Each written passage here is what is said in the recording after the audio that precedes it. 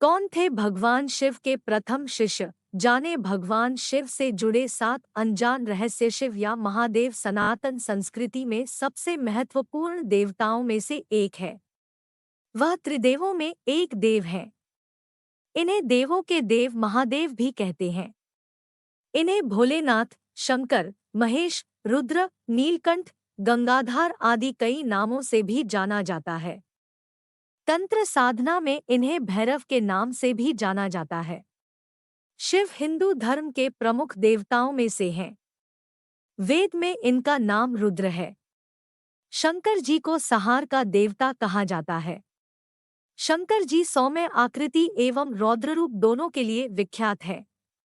अन्य देवों से माना गया है। सृष्टि की उत्पत्ति, स्थिति एवं संहार के अधिपति शिव है। शिव का अर्थ यद्यपि कल्याणकारी माना गया है, लेकिन वे हमेशा लय एवं प्रलय दोनों को अपने अधीन किए हुए हैं। रावण, शनि, कश्यप ऋषि आदि इनके भक्त हुए हैं। शिव सभी को समान दृष्टि से देखते हैं, इसलिए उन्हें महादेव कहा जाता है। पुराणों के अनुसार भोलेनाथ स्वयंभू है, लेकिन भोलेनाथ से जुड़ी की रहस्यमय कथाएं प्रचलित हैं। आइए आपको भगवान शिव से जुड़े कुछ ऐसे रहस्यों के बारे में। भगवान शिव की उत्पत्ति। भगवान शिव स्वयंभू है, लेकिन पुराणों में उनकी उत्पत्ति का विवरण मिलता है।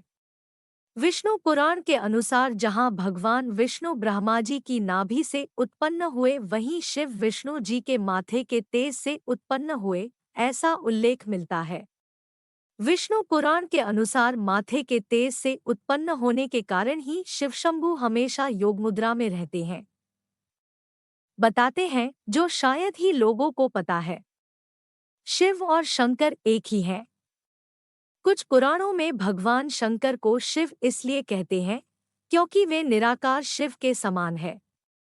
निराकार शिव को शिवलिंग के रूप में पूजा जाता है।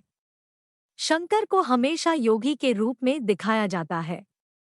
कई जगह तो शंकर को शिवलिंग का ध्यान करते हुए चित्रित किया गया है। अतः शिव और शंकर दो अलग सत्ताएं हैं। मान्यता है कि महेश, नंदी और महाकाल भगवान शंकर के द्वारपाल हैं और रुद्रदेवता शंकर की पंचायत के सदस्य हैं। भगवान शिव से हुई असुरों की उत्पत्ति। पुराणों के अनुसार जालंधर नामक राक्षस की उत्पत्ति भगवान शंकर के तेज से हुई थी, इसलिए जालंधर को भगवान शिव का एक अंश माना जाता है। अन्य मान्यता के अनुसार भूमा नामक असुर की उत्पत्ति भगवान भोलेनाथ के पसीने की बूंद से हुई थी। इसके अतिरिक्त कुछ पौराणिक कथाओं में वर्णन मिलता है कि अंधक और खुजा भी भगवान शंकर के पुत्र थे, परंतु धर्मशास्त्रों में इन दोनों का कहीं कोई उल्लेख प्राप्त नहीं है। शिव के प्रथम शिष्य। पुराणों के अनुसार भगवान शिव के प्रारंभिक शिष्य सप्तऋषि माने जाते हैं। मान्यता है कि सप्तऋषियों ने भगवान शिव के ज्ञान का प्रचार प्रसार पृथ्वी पर किया था, जिसके चलते भिन्न भिन्न धर्म और संस्कृतियों की उत्पत्ति हुई। मान्यता है कि भगवान शिव ने ही गुरु शिष्य की परंपरा का आरंभ किया था। शिव के शिष्यों में बृहस्पति, विशालाक्ष, शुक्र, सहस्राक्ष, महेंद्र, प्राचेतस, मनु, भारद्वाज शामिल थे। शिव की पत्नियां। ऐसी मान्यता है कि भगवान शिव की 2 पत्नियां थीं, पहली देवी सती और दूसरी माता पार्वती। लेकिन यदि हिंदू पौराणिक कथाओं की माने तो भगवान नीलकंठेश्वर ने 1-2 नहीं बल्कि 4 विवाह किए थे। उन्होंने यह सभी विवाह आदिशक्ति के साथ ही किए थे। भगवान शिव ने पहला विवाह माता सती के साथ किया, जो कि प्रजापति दक्ष की पुत्री थी। माता सती के पिता द्वारा भगवान शिव का अपमान न सह पाने के कारण उन्होंने अपने प्राणों की आहुति दे दी। इसके बाद हिमालय की पुत्री पार्वती के रूप में जन्मी आदिशक्ति ने भगवान शिव विवाह किया। हमारे धर्मग्रंथों में भगवान शिव का तीसरी पत्नी देवी उमा को बताया गया है। देवी उमा को भूमि की देवी भी कहा जाता है। भगवान शिव की चौथी पत्नी मां महाकाली को बताया गया है। उन्होंने इस पृथ्वी पर भयानक दानवों का संहार किया और तीनों लोक की रक्षा की। भगवान शिव क्यों लगाते हैं भस्म?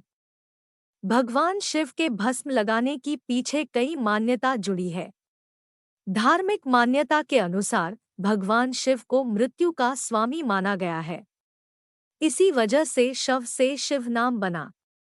महादेव के मुताबिक शरीर नश्वर है और इसे एक दिन भस्म की तरह राख हो जाना है। जीवन के इस पड़ाव के सम्मान में शिव जी अपने शरीर पर भस्म लगाते हैं। एक अन्य कथा के अनुसार जब देवी सती ने क्रोध में आकर खुद को अग्नि के हवाले कर दिया था, उस वक्त भगवान शंकर उनका शव लेकर धरती से आकाश तक हर जगह घूमे थे। विष्णु जी से उनकी यह दशा देखी नहीं गई और उन्होंने माता सती के शव को छूकर भस्म में तब्दील कर दिया। अपने हाथों में भस्म देखकर शिव जी और परेशान हो गए और सती की याद में वो राख अपने शरीर पर लगा ली। भगवान शिव हर युग में थे उपस्थित। भगवान शिव को आदिपुरुष कहा जाता है और इसी वजह से माना जाता है भोलेनाथ ही एकमात्र ऐसे देवता हैं जिन्होंने हर युग में अपने भक्तों को दर्शन दिए हैं। सतयुग में समुद्र मंथन के समय वे उपस्थित थे। त्रेतायुग में भगवान राम ने भी रामेश्वरम में उनके शिवलिंग रूप की आराधना की।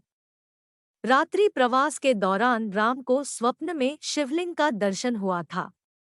द्वापरयुग में भगवान शिव स्वयं कृष्ण के बालरूप के दर्शन करने गोकुल पहुंचे थे और कलयुग में राजा विक्रमादित्य की तपस्या प्रसन्न होकर भगवान शिव